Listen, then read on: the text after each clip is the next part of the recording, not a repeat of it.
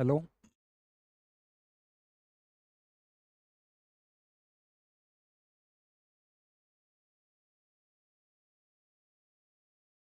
नमस्कार साथियों, मैं निशान नाना क्लासेस के यूट्यूब चैनल पे आप सभी साथियों का हार्दिक स्वागत करता हूं। जैसा कि आप सभी को पता है, यूट्यूब चैनल के ऊपर जो हमारी सीरीज चल रही थी इंडिया जियोग्राफी की, उसी सीरीज को कंटिन्यू करते हुए साथियों आज मैं आपके सामने लेके आया हूं उस जियोग्राफी की सीरीज का पार्ट नंबर नेक्स्ट। ठीक है, जिसके अंदर साथियों मैंने आपको 8 क्लास पहले दे दी थी। आज की क्लास हमारी रहेगी 9वीं क्लास, जिसके अंदर हम पढ़ेंगे भारत की भौतिक विशेषताओं के बारे में। ठीक है, इसके बारे में पढ़ेंगे। आज से जो टॉपिक स्टार्ट होगा साथियों, वो टॉपिक होगा भारत के आंतरिक भाग का, यानी भारत की भौतिक विशेषताएं। भारत किस किस भागों में बांटते हैं हम भारत को, और कितने भागों के अंदर बांट के हम पढ़ेंगे।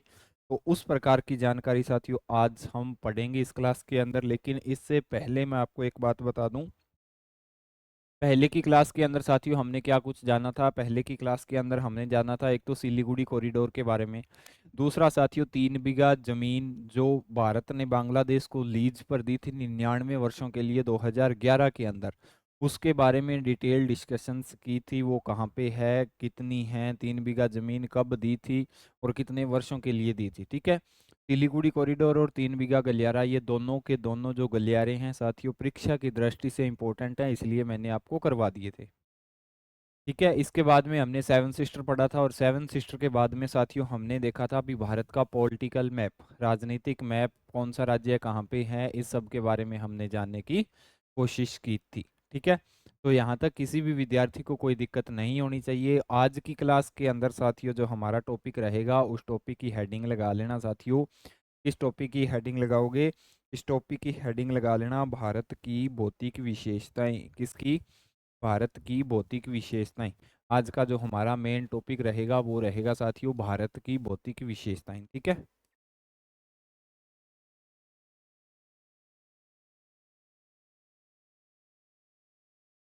भारत की भौतिक विशेषता।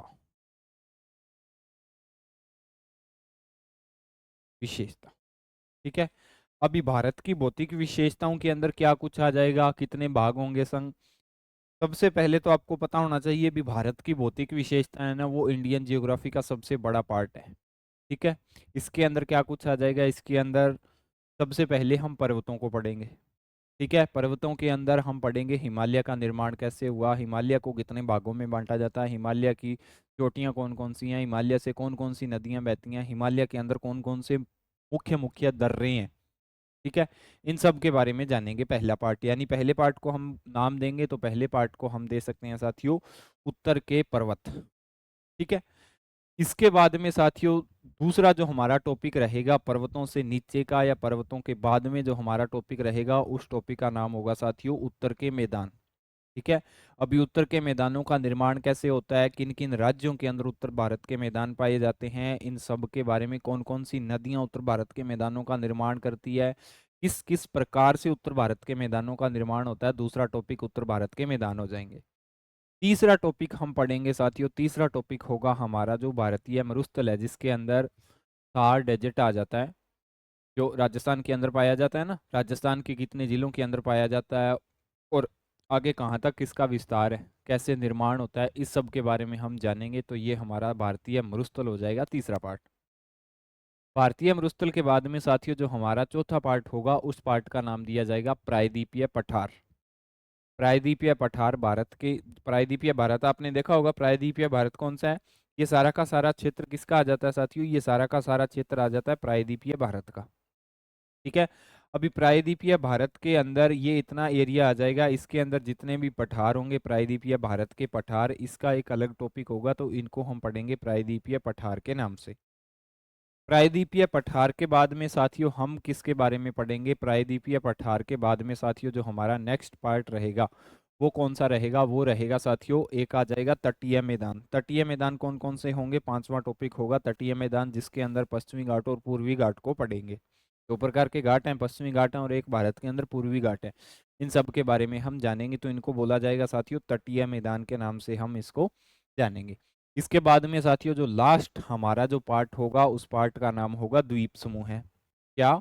उस पार्ट का नाम होगा द्वीप समूह है। कितने द्वीप हैं, किसको द्वीप कहते हैं, भारत के अधिकार क्षेत्र के अंदर कितने द्वीप आते हैं, अंडमान निकोबार, ये सारे के सारे द्वीप समूह है ना, आप सभी को पता है।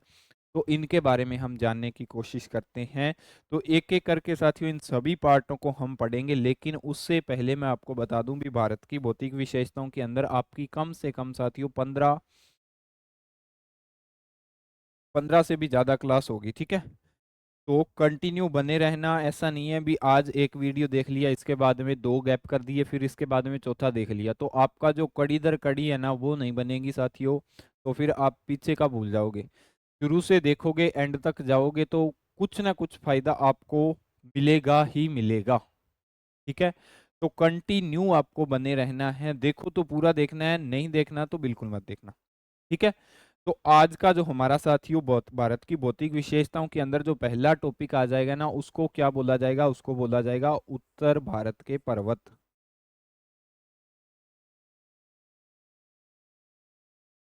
उत्तर भारत के पर्वत पहला टॉपिक आ जाएगा साथियों। दूसरा टॉपिक आ जाएगा, दूसरे टॉपिक के अंदर हम किसका नाम देंगे साथियों, उत्तर भारत के मैदान।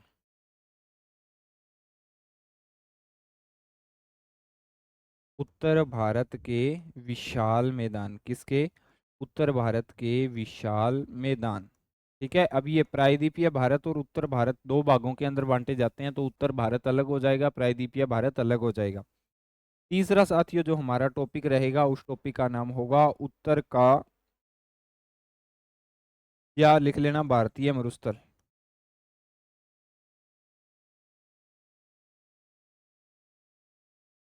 क्या लिखोगे साथियों, आप लिखोगे भारतीय मरुस्थल। चौथा जो हमारा टॉपिक रहेगा साथियों, चौथा हमारा जो टॉपिक रहेगा वो रहेगा साथियों प्रायद्वीपीय भारत। कौन सा रहेगा, प्रायद्वीप,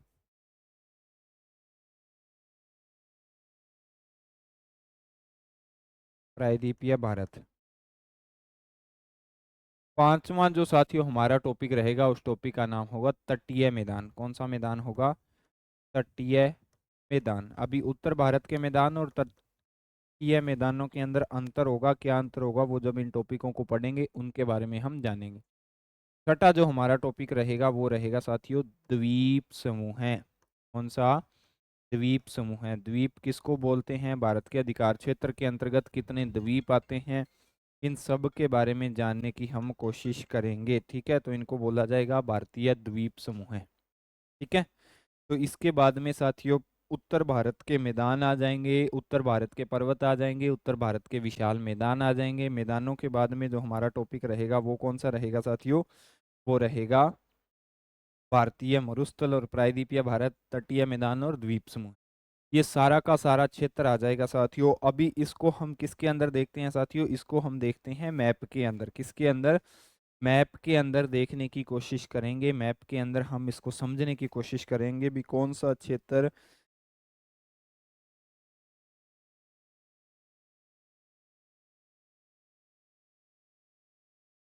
कौन सा क्षेत्र कहाँ पे पाया जाता है, ठीक है। तो इसको हम जानने की कोशिश करेंगे भारतीय मैप के अंदर। तो भारतीय मैप के अंदर हमें इनकी लोकेशन के बारे में पता करना है। ये साथियों आपको पता होगा भारत का प्यारा सा मैप है, ठीक है।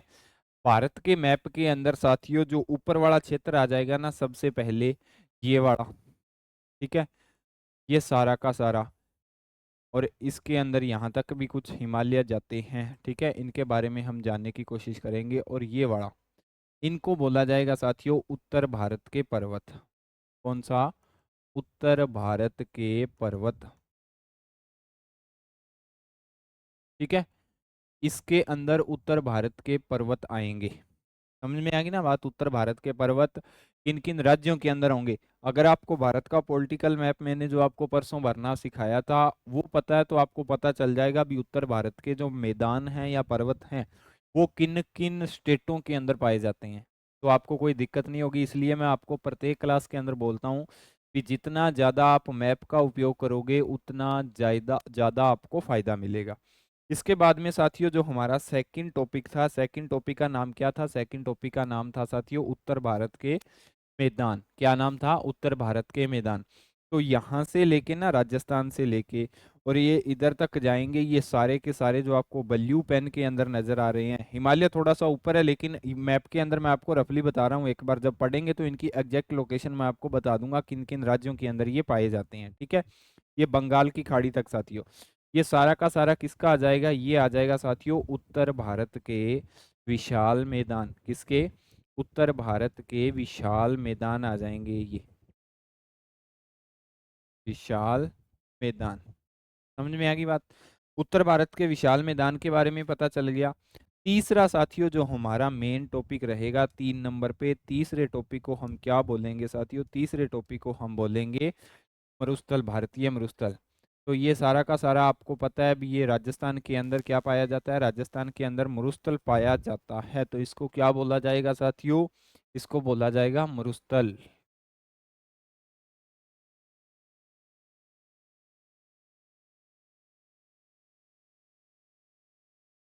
क्या बोला जाएगा साथियों, इसको बोला जाएगा भारतीय मरुस्थल बोला जाएगा। तो ये सारा का सारा क्षेत्र है ना, ये सारा का सारा, तो ये आ जाएगा साथियों भारतीय मरुस्थल।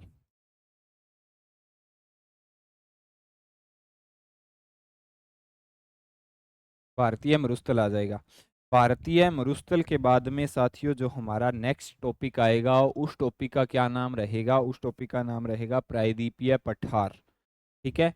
प्रायद्वीपीय पठार रहेगा। ये जो आपको त्रिभुज के आकार की आकृति दिखाई दे रही है, ये साथियों किसके अंदर आ जाएगी, ये आकृति आ जाएगी प्रायद्वीपीय पठार के अंतर्गत, किसके अंतर्गत आ जाएगी ये आकृति आ जाएगी प्रायद्वीपीय पठार, यानी इन राज्यों के अंदर भारत के प्रायद्वीपीय पठार पाए जाते हैं, ठीक है।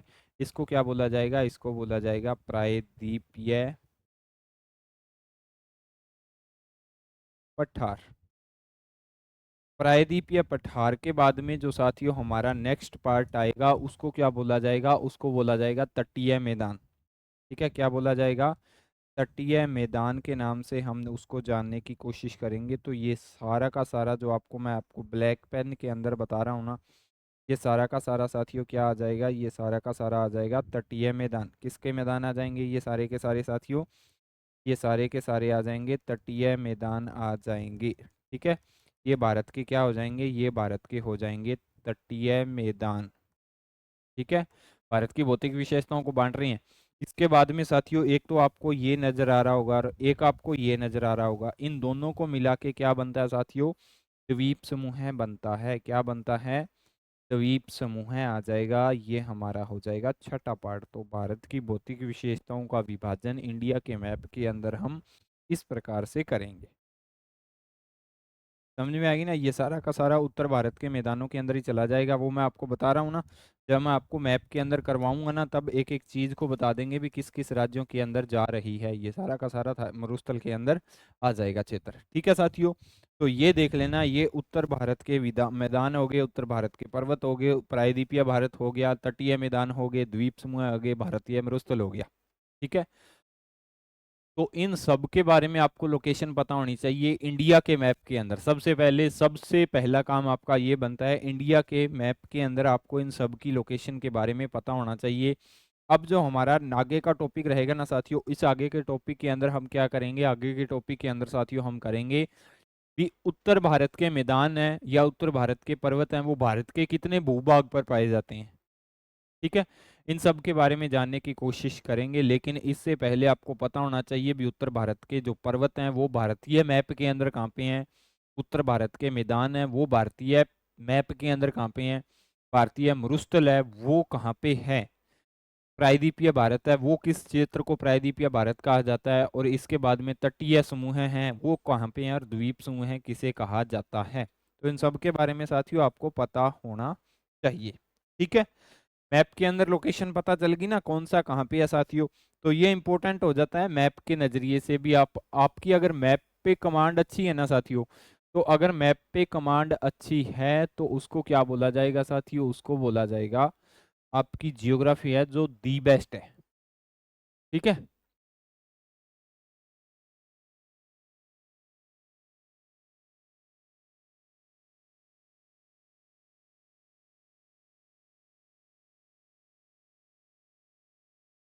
इसके बाद में साथियों नेक्स्ट के अंदर बात करते हैं। तो नेक्स्ट के अंदर मैं आपको भौतिक विशेषताएं हैं उनका एरिया बता देता हूँ। ठीक है, उनका एरिया बता देता हूँ, कहाँ कहाँ पे कितने कितने क्षेत्र के अंदर भारत की भौतिक विशेषताओं का विभाजन किया जाता है। मान लीजिए आप, भारत का एरिया है साथियों 100%। कितने प्रतिशत है? 100% भारत का एरिया है। अभी 100% एरिया के अंदर आपको पता होना चाहिए भी जो मैदान है भारत के वो कितने एरिया के अंदर आ जाएंगे, यानी सबसे बड़ा क्षेत्र किसका आ जाएगा? मैदानों का।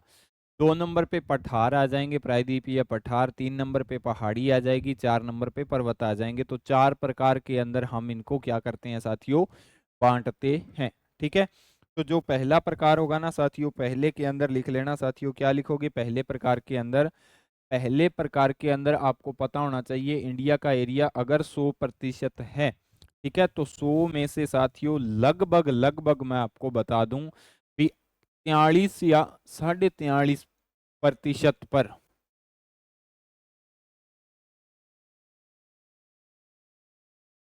भारत के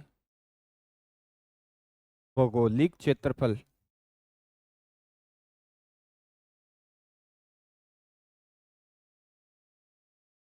के आधार पर विभाजन। ठीक है, भारत के भौगोलिक क्षेत्रफल के आधार पे हम इनका विभाजन कर रहे हैं। तो जो सबसे बड़ा एरिया आ जाएगा ना, सबसे बड़ा एरिया वो आ जाएगा साथियों मैदान का। किसका आ जाएगा? मैदानों का आ जाएगा।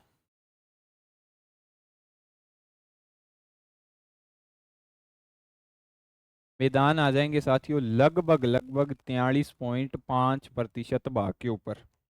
ठीक है, अब ये मैदान है क्या सर, और कैसे इनका निर्माण होता है, इसके बारे में तो मैं साथियों आपको तब बताऊंगा जब हम मैदानों के बारे में पढ़ेंगे। लेकिन मैदानों का निर्माण होता है ना, वो निर्माण होता है साथियों जो हिमालय से नदियां आती हैं, उन नदियों के द्वारा जो अवसाद लाए जाते हैं, कंकर हो गया, बजरी होगी, पत्थर हो गया, रेत होगी, इन सब से ही जो मैदान है, उत्तर भारत के मैदान है, उन सब का निर्माण होता है। ठीक है, तो आप इनके अंदर लिख सकते हो मैदान इसलिए बड़े हैं साथियों, भारत के लगभग लगभग 43.5% भाग पर, आप बोल सकते हो 40% भाग के ऊपर क्या पाए जाते हैं साथियों? उत्तर भारत के मैदान पाए जाते हैं। जो मैं आपको ये लोकेशन बता के हटाऊं ना यहाँ पे इनकी साथियों, ये इनका निर्माण कितना है साथियों? इनका निर्माण हो जाएगा लगभग लगभग 43.5% पद के भाग पर इनका निर्माण हो जाएगा। यानी भारत की भौतिक विशेषताओं की बात करें तो भारत की भौतिक विशेषताओं के अंदर सबसे बड़ा पार्ट हो जाएगा कौन सा? उत्तर भारत के मैदानों का। कौन सा पार्ट हो जाएगा? उत्तर भारत के मैदानों का। समझ में आ गई बात? नेक्स्ट की बात करें तो साथियों 2 नंबर पे कौन सा चला जाएगा? 2 नंबर की बात करूं तो 2 नंबर पे हमारा जो पार्ट आएगा वो आएगा पठार। कौन सा आएगा साथियों? वो आ जाएगा पठार, आ जाएगा 2 नंबर पे। ठीक है, 27.5% भाग पर इनका क्षेत्रफल पाया जाता है, 27.5% भूभाग पर। ठीक है, अब ये पठार कौन से हो गए? तो मैंने आपको बताया था अभी, भारत का जो दक्षिणतम हिस्सा है उसको प्रायद्वीपीय भारत बोलते हैं। और प्रायद्वीप किसको बोलते हैं? जो भूमि का वह भाग जो 3 ओर से पानी से घिरा हो। तो भारत का जो आपका ऐसे ट्रेंगुलर शेप के अंदर आता है ना भारत, तो इधर आ जाएगा साथियों बे ऑफ बंगाल, मैंने आपको बताया था। इधर आ जाएगा अरेबियन सी, अरब सागर के नाम से जिसको जानते हैं। और इधर आ जाएगा साथियों हिंद महासागर आ जाएगा। कौन सा आ जाएगा? हिंद महासागर आ जाएगा। तो ये सारा का सारा एरिया किस प्रकार से बांटा जाता है साथियों? इसको बोला जाता है प्रायद्वीपीय भारत। कैसा भारत? प्रायद्वीपीय भारत के नाम से जाना जाता है। तो प्रायद्वीपीय भारत के अंदर साथियों जो पठार पाए जाते हैं उनको क्या बोला जाता है? वो भारत के भौतिक भूभाग पर दूसरा सबसे बड़ा क्षेत्र हो जाएगा प्रायद्वीपीय भारत का। ठीक है, समझ में आ गई ना बात? प्रायद्वीपीय पठारों का दूसरा सबसे बड़ा क्षेत्र हो जाएगा। 3 नंबर की साथियों अगर मैं बात करूं तो पहला और ये दूसरा। 3 नंबर की साथियों मैं बात करूं तो तीसरा कौन सा हो जाएगा? तीसरा हो जाएगा साथियों भारत के 18.5% भाग पर पहाड़ियां पाई जाती हैं। क्या पाई जाती हैं साथियों? पहाड़ियां पाई जाती हैं लगभग लगभग 18 या आप बोल सकते हो 19% भाग के ऊपर। ठीक है, 19% भाग के ऊपर किसका निर्माण पाया जाता है साथियों? पहाड़ियों का निर्माण पाया जाता है। ठीक है, इसके बाद में साथियों नेक्स्ट की बात करूं तो नेक्स्ट के अंदर साथियों क्या आ जाएगा, नेक्स्ट के अंदर आ जाएगा जितने भी पर्वत हैं वो सारे के सारे किसके अंदर आ जाएंगे साथियों, लास्ट के अंदर आ जाएंगे। और लास्ट के अंदर जो पर्वत आएंगे वो आएंगे साथियों 10% भाग के ऊपर। तो लास्ट के अंदर लिख लेना पर्वत, कितने प्रतिशत, 11% भाग के ऊपर आपको पर्वत बनाने होते हैं। ठीक है, कितने भाग पर, 11% भाग के ऊपर आप पर्वतों का निर्माण करोगे। 10.67 भी दे रखा है साथियों, 11 भी दे रखा है, 10.5 भी दे रखा है, और 18.5 या 19.5 क्षेत्रफल पर पहाड़ियां भी पाई जाती हैं। ठीक है, तो इन दोनों का निर्माण, जो पर्वत और पहाड़ियां है ना, इन दोनों का निर्माण कैसे होता है साथियों, इन दोनों का निर्माण होता है साथियों चट्टानों से। किस प्रकार से होता है इन दोनों का निर्माण, चट्टानों से निर्माण होता है, चट्टान से इन दोनों का निर्माण होता है। ठीक है, पहाड़ी कौन सी होगी साथियों या पर्वत कौन सा होगा, देखो जिसकी ऊंचाई साथियों, जो पर्वत होता है वो 600 मीटर से ऊंचा होता है। पर्वत, पर्वत होता है ना, ये तो हो जाएगा साथियों 600 मीटर से ऊंचा। ठीक है, 600 मीटर से। और जो पहाड़ी होगी वो होगी 600 मीटर से नीचे। क्या होगी, पहाड़ी होगी ना वो होगी 600 मीटर से नीचे, 600 मीटर से नीचे होगी पहाड़ी, तो इसको बोला जाएगा साथियों पहाड़ी। पर्वत और पहाड़ी के अंदर अंतर होता है, पर्वत होता है साथियों वो 600 मीटर से ऊंचा होता है, और जो पहाड़ी होती है वो 600 मीटर से नीचे होती है। ठीक है, पठार कौन से होते हैं साथियों, पठार वह भाग होता है जो भूमि का ऊपर उठा हुआ भाग लेकिन ऊपर से समतल हो, इसको क्या बोला जाएगा साथियों, इसको पठार बोला जाएगा। ये जब मैं साथियों आपको करवाऊंगा ना तब इनकी डिटेल के अंदर आपको परिभाषा बता दी जाएगी। समझ में आ गई ना बात। तो इस प्रकार से हम भारत के भौतिक विभाजन को या भारत की विशेषताओं को हम साथियों पढ़ने की कोशिश करते हैं। तो उम्मीद करता हूँ सभी साथियों को अच्छे से समझ में आया होगा भारत की जो भौतिक विशेषताओं को, जो हमारी पहली क्लास है साथियों ये। ठीक है, तो इस प्रकार से साथियों इनको बांटा जाता है। आज के लिए साथियों आपको इतना ही करना है। हिमालय, इसके बाद में साथियों जो पहला जो हमारा पार्ट आएगा ना हिमालय का, ये मैंने आपको बता दिया भी। इस प्रकार से इनका भौगोलिक क्षेत्रफल के आधार पे विभाजन किया जाता है। तो मैदान सबसे बड़े आ जाएंगे, 2 नंबर पे साथियों हमारा आ जाएगा पठार आ जाएगा, तीसरा पे आ जाएगा पर्वत पहाड़ी, और चौथे पे आ जाएगा पर्वत। अभी देख लेना जो हमारा पहला टॉपिक रहेगा ना, पहले टॉपिक के अंदर साथियों हम जो कल से क्लास आएगी आपकी वो आएगी साथियों इसकी, इसके अंदर साथियों हम पढ़ेंगे हिमालय को।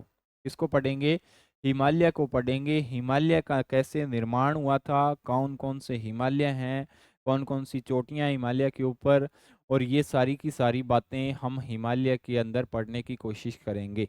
हिमालय को कितने भागों के अंदर बांटा जाता है तो वो सारा का सारा आपको डिटेल डिस्कशंस के अंदर साथियों आपके सामने जो बताया जाएगा। ठीक है, हिमालय के बाद में उत्तर भारत के मैदानों को पढ़ेंगे, फिर हम पढ़ेंगे भारतीय मरुस्थल को, जिसके बाद में हम पढ़ेंगे प्रायद्वीपीय भारत को, तटीय मैदानों को और द्वीप समूह को।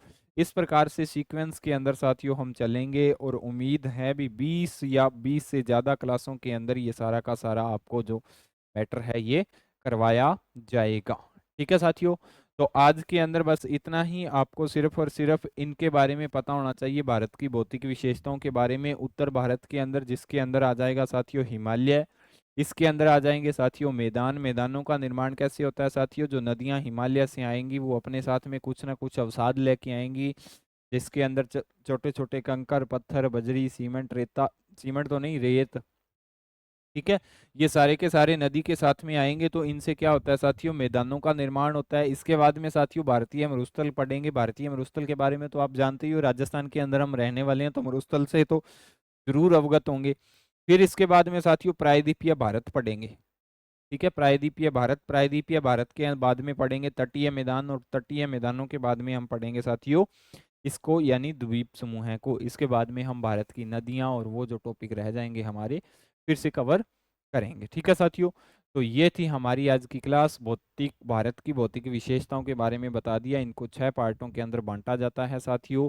कौन कौन से पर्वत आ जाएंगे, इसके बाद में मैदान आ जाएंगे, फिर आ जाएंगे साथियों प्रायद्वीपीय भारत आ जाएगा, मरुस्थल आ जाएगा, और मरुस्थल के बाद में द्वीप समूह आ जाएंगे, द्वीप समूह के बाद में तटीय मैदान आ जाएंगे। तो 6 प्रकार से इनको बांट के हम पढ़ने की कोशिश करेंगे। ठीक है, तो ये थी आज की क्लास। अगर आपको क्लास साथियों अच्छी लगती है तो क्लास को लाइक कीजिएगा, अपने दोस्तों के साथ में शेयर कीजिएगा। अगर आप नानक क्लासेस के यूट्यूब चैनल पे नए हो तो चैनल को सब्सक्राइब जरूर कीजिएगा साथियों। साथियों मिलते हैं नेक्स्ट क्लास के साथ, तब तक के लिए जय हिंद, जय भारत।